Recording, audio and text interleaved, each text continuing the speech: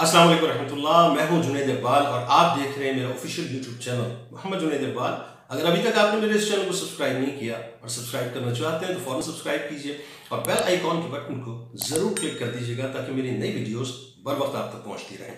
आज नाज़रीन दिल चाह रहा है कि मुआख़ात मदीना के मौजू पर गुफ्तगू करूं और आपको लिए चलूं तसव्वुर में, उस माहौल में कि जहां पर हमें पता चले कि 1450 बरस पहले यहूदी किस अंदाज से यसरफ की सरजमीन पर और उसकी मईशत पर काबिज थे और आज 1450 बरस बाद भी ये सूरत हाल क्यों है। और दूसरी बात, जो उम्मत की ज़ुबू हाली है उसे हम कैसे बेहतर कर सकते हैं, हमें क्या करना चाहिए, ये असल में मुआख़ात मदीना हमें बताती है।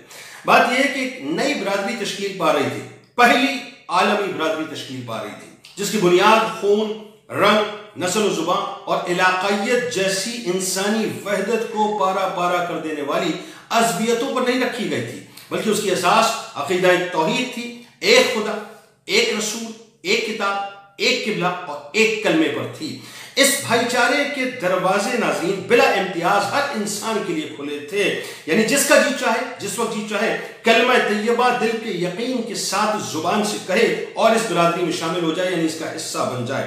इसमें शामिल होने से पहले नाज़रीन ये नहीं पूछा जाता था कि तुम किस कबीले के फर्द हो, तुम्हारा किस कबीले से ताल्लुक है, तुम किस मुल्क के बाशिंदे हो, तुम्हारी मादरी जुबान कौन सी है, तुम्हारी माली हालत कैसी है, तुम्हारी क्लास क्या है, तुम्हारा स्टेटस क्या है। ये सब इम्तियाजात मसनूई हैं इस्लाम के नज़दीक। इंसानियत की इज्जत और शरफ की कबा को मुकम्मल तौर पे तार तार कर देने वाले हैं। मजहब इस्लाम ने बहुत वाज़ेह बड़ा आसान सा तस्वुर दे दिया कि कलमा तैयबा दिल के यकीन के साथ जुबान से अदा किया जाए और इस बिरादरी में शामिल हो जाया जाए। बहरहाल हादी बरक में नाज़रीन बेशुमार अज़बियतों की जंजीरों में जकड़ी हुई और तड़पती हुई इंसानियत को दावत दी कि उठो उठो और इन मसनूई इम्तियाजात को अपने पैरों तले रौनते हुए आगे बढ़ो और अल्लाह वादहू ला शरीक की जो वहदानियत है उसका खुलकर इकरार करो। जो रब्बुल आलमीन है, इस नबी मुकर्रम सल्लल्लाहु अलैहि वसल्लम का दामन पकड़ लो, दामन करम पकड़ लो, जो रहमतुल लिल आलमीन है, और इस्लामी बरादरी में शामिल होकर इसे अपना हिस्सा बनाओ या इसका हिस्सा बन जाओ। इसमें कुरैशी या गैर कुरैशी, अरबी, अजमी, फ़कीर और अमीर, अस्वद और अहमर के तमाम इम्तियाजात मिटा दिए गए हैं। हर वो शख्स जो अल्लाह की तौहीद और ख़त्मी मर्तबा सल्लल्लाहु अलैहि वसल्लम की नबूवत पर ईमान ले आया, वो बरादरी में शामिल हो गया। अब वो अपने आप को आलमी बरादरी का रुकन तस्वुर करने लगा, यानी एक प्राइड फील करने लगा, एक फ़ख्र फील करने लगा। इन तमाम अराकीन में नाज़रीन अपनायत का वो जज्बा पैदा हो गया जिसकी मिसाल चश्मे फलक ने न इससे पहले देखी न फिर इसके बाद कभी देखेगी। ये बड़ी आम सी, बड़ी सादी सी बात है नाज़रीन कि वो मोहब्बतें, वो इश्क, वो हलावतें, वो कुर्बानियाँ, वो ईसार, वो जज्बा न उससे पहले देखने को मिला न उसके बाद देखने को मिलेगा। ये मोहब्बत भी नाज़रीन दरअसल उनके अंदर इसलिए थी कि अल्लाह और उसके रसूल सल्लल्लाहु अलैहि वसल्लम के लिए वो एक दूसरे से मोहब्बत करते थे। ये दुश्मनी भी दरअसल अल्लाह और उसके रसूल सल्लल्लाहु अलैहि वसल्लम के लिए ही किया करते थे। ये अपने आका सल्लल्लाहु अलैहि वसल्लम के एक इशारे पर अपना सब कुछ लुटाने को, निसार करने को तैयार हो जाते थे। इन मोहब्बतों की, कुर्बानियों की अजीम तरीन मिसाल नाज़रीन, वैसे तो कई मिसालें हैं लेकिन एक मिसाल उसमें मुआख़ात मदीना है। मुसलमानों के इज्तिमाई मसाइल के हल के सिलसिले में रसूलुल्लाह सल्लल्लाहु अलैहि वसल्लम की ज़िंदगी में तीन उसूल नुमाया तौर पर नजर आते हैं। और मैं अगर ये कहूँ तो गलत ना होगा कि इन तीन उसूलों पर आज अगर कोई भी लीडर अमल कर ले तो मैं समझता हूँ कि कामयाबी जो है वो यकीनन उसके कदमों को चूमेगी। तीन उसूल क्या है नाज़रीन? पहली बात, सरकार मदीना सल्लल्लाहु अलैहि वसल्लम ने ये अपनाई कि आप बाकायदा मनसूबाबंदी किया करते थे, यानी जिसे प्रॉपर प्लानिंग कहते हैं। दूसरा, तरजीहात यानी प्रायोरिटीज का तयन आपने किया। और तीसरा, हुसूल मकासद यानी गोल्स अचीव करने के लिए अमली जिद्दोजहद, जिसे आप प्रैक्टिकल एफर्ट्स कहते हैं, वो आपने की।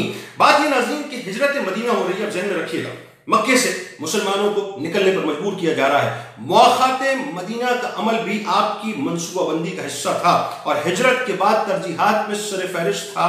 मदीना मुनव्वरा तशरीफ लाने के बाद सबसे अहम मसाइल मदीना मुनव्वरा का दिफा यानी उसकी प्रोटेक्शन, उसकी सिक्योरिटी थी और मुहाजिरीन की आबादकारी थी।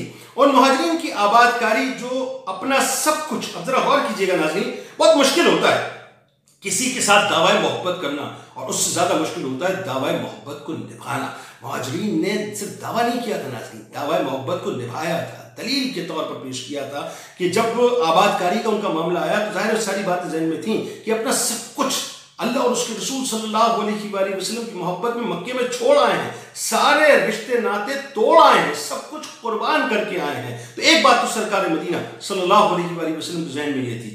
دفاعی سلسلے میں رسول اللہ صلی اللہ علیہ وآلہ وسلم نے جہاں اور بہت سے اقدام کیے، ان میں ایک اہم قدم امت مسلمہ کی وحدت اور یکجہتی بھی تھا. یہ بڑی اہم ترین بات ہے ناظرین، اور میں سمجھتا ہوں کہ آج 57 اسلامی ممالک کو اس بات پر غور کرنا چاہیے کہ ہم اپنے مفادات کی جنگ لڑ رہے ہیں، لیکن سرکار مدینہ صلی اللہ علیہ وآلہ وسلم نے امت کی وحدت کی جنگ لڑی تھی. یعنی مہاجرین اور انصار میں جو تہذیبی فرق تھا، مدینہ منورہ میں ہجرت کے بعد ان دونوں تہذیبوں کا اجتماع کرایا گیا، ان کو مجتمع کیا گیا، ان کو ایک ساتھ کیا گیا. ایک صحرائی تہذیب تھی ناظرین، آپ کو پتہ ہے تاریخ بتاتی ہے، اور دوسری کا تعلق زرعی تہذیب سے تھا. مہاجرین صحرا کی آزادانہ زندگی کے ساتھ ہی معاش کے لیے تجارت کو انہوں نے سب سے زیادہ بہتر طور پر منظم کر لیا تھا. انصار میں زیادہ تر اوس و خزرج کے قبائل سے تعلق رکھنے والے لوگ تھے، اور یہ افراد صدیوں سے زراعت کے پیشے سے وابستہ تھے. جذبہ ایثار و قربانی جن کو جھک جھک کر سلام کرے. مجھے کہنے دیجئے جملہ ناظرین کہ ایک طرف تو جہاں مہاجرین نے قربانیاں دیں، اپنا سب کچھ سرکار مدینہ صلی اللہ علیہ وآلہ وسلم کے لیے چھوڑا، اپنے رشتوں کو چھوڑا، اپنے ناتوں کو چھوڑا، اپنے دوستوں کو چھوڑا، اپنی زمینوں کو چھوڑا، اپنی پراپرٹیز کو چھوڑا، تو وہاں پر ناظرین انصاریوں نے بھی کوئی کم قربانیاں نہیں دیں کہ جذبہ ایثار و قربانی جن کو جھک جھک کر سلام کرے وہ در انصاریوں کے در ہیں، وہ گھر انصاریوں کے گھر ہیں. کہ ان کا بس نہیں چلتا تھا کہ دل کھول کر سرکار مدینہ صلی اللہ علیہ وآلہ وسلم کے حکم کے مطابق مہاجرین کے قدموں پر رکھ دیں. ناظرین کرام، ایک طرف تو سرکار مدینہ صلی اللہ علیہ وآلہ وسلم نے مواخات کے ذریعے مہاجرین کو بسایا، تو دوسری طرف مواخات کے ذریعے آزاد شدہ غلاموں کی جو ذہنی اور فکری تعلیم و تربیت کا انتظام تھا وہ ایسا فرمایا کہ وہ لوگ جو صدیوں سے ذہنی اور فکری پستی کا شکار چلتے چلے آ رہے تھے، یہ لوگ بھی معاشرے کا بھرپور حصہ بنے، اور پھر تاریخ نے دیکھا ناظرین کہ وہ معاشرے کا بھرپور حصہ بنے. پھر مدینہ منورہ کے معاشی وسائل کو وسعت دینا بھی نبی کریم صلی اللہ علیہ وآلہ وسلم کے پیش نظر تھا کہ اہل مدینہ یعنی اوس و خزرج زراعت کے پیشے کے لوگ تھے، ظاہر اس سے وابستہ تھے. ان کی ساری معاشی جدوجہد زراعت تک محدود تھی. تجارت اور اس کے اصول و ضوابط سے یہ لوگ مکمل طور پر ظاہر ناواقف تھے. یہ سارا جو سمجھ لیجئے کہ اپنا شعبہ تھا، پروفیشن تھا، وہ مہاجرین کا تھا.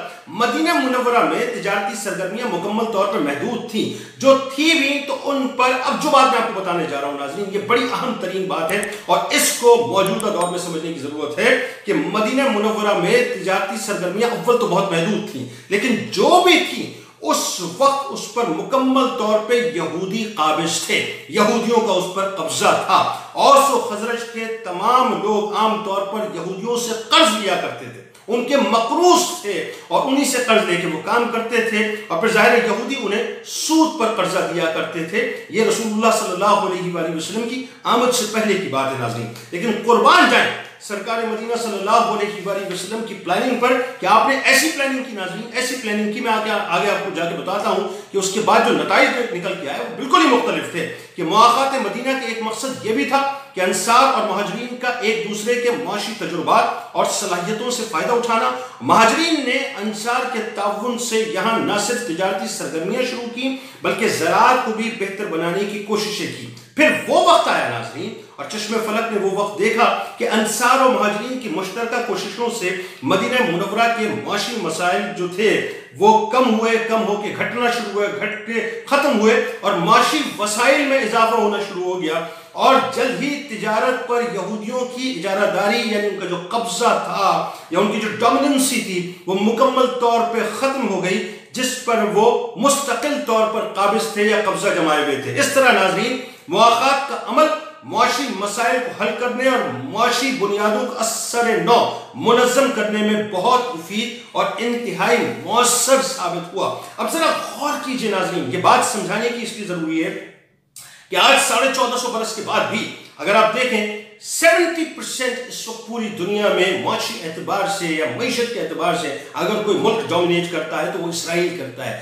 جو قوم ڈومینیٹ کرتی ہے وہ یہودی قوم کرتی ہے. یعنی جس طرح آج سے 1450 برس پہلے یہودی مدینے کی معیشت پر مکمل طور پر قابض تھے اور اوس و خزرج یہودیوں کے مقروض تھے، ان پر ڈیپینڈنٹ تھے، آج بھی یہودی پوری دنیا کی معیشت پر مکمل طور پر غالب ہیں، قابض ہیں، اور ہم مسلمان ان پر ڈیپینڈنٹ ہیں، ان پر ڈیپینڈ کرتے ہیں. اس وقت مواخات کی طاقت سے مسلمانوں نے اپنے آپ کو معاشی اور عسکری طور پر مضبوط اور یہودیوں کو کمزور کیا. آج بھی ناظرین میں سمجھتا ہوں کہ اس بات پر غور کرنے کی ضرورت ہے کہ یہ کیا وجہ ہے کہ 1450 برس پہلے یثرب، اس کے بعد مدینے میں، یعنی مدینے کے اوائل تک جو ہے یہودی قابض رہے معیشت پر، لیکن آہستہ آہستہ سرکار مدینہ صلی اللہ علیہ وآلہ وسلم کی حکمت عملی نے ان کو مکمل طور پر فارغ کر دیا. پھر ایک وقت ایسا آیا کہ بنو نذیر بھی باہر نکلے، بنو قریظہ بھی مدینے سے باہر نکلے، اور معیشت مکمل طور پہ مسلمانوں کے ہاتھ میں تھی. لیکن انہوں نے اپنے ٹارگٹ کو، اپنے ٹاسک کو نہیں چھوڑا. آج 1450 برس بعد بھی ناظرین اگر آپ دیکھیے، اس وقت بھی مسلمان یہودیوں پر ڈیپینڈنٹ تھے، آج 1450 برس بعد بھی یہودیوں پر مسلمان ڈیپینڈنٹ ہیں. اس وقت بھی وہ اپنے ٹارگٹ اور ٹاسک میں اور اپنے گول کو اچیو کرنے میں لگے ہوئے تھے، آج بھی وہ اپنے ٹارگٹ کے لیے صبح و شام محنت کر رہے ہیں، اس کے حصول کے لیے محنت کر رہے ہیں، اس گول کو اچیو کرنا چاہتے ہیں. اور عالم یہ ہو گیا کہ 70% معیشت اس وقت ان کے ہاتھوں میں ہے. بتانے کا مقصد صرف اتنا ہے کہ اس وقت مسلمانوں کو ہوش کے ناخن لینے کی ضرورت ہے. صاحب حدیث مبارکہ ہے کہ ایک مومن دوسرے مومن کے لیے دیوار کی مانند ہے، جس کی ہر اینٹ دوسری اینٹ کو سہارا دیتی ہے.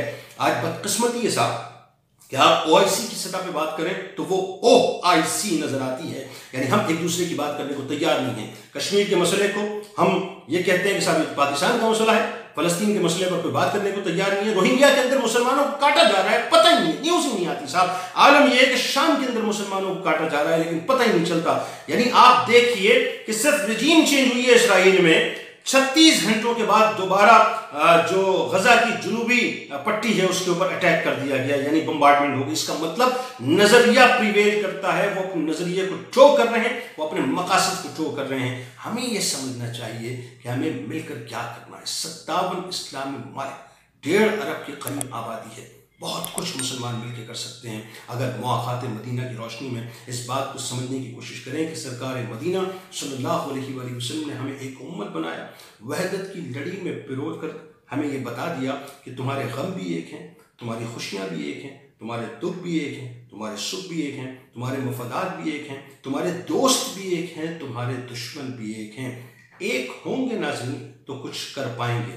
خدا نہ خواستہ اسی انداز سے اگر 57 ہونے کے باوجود بھی بٹ کے رہیں گے تو کچھ بھی نہیں کر پائیں گے.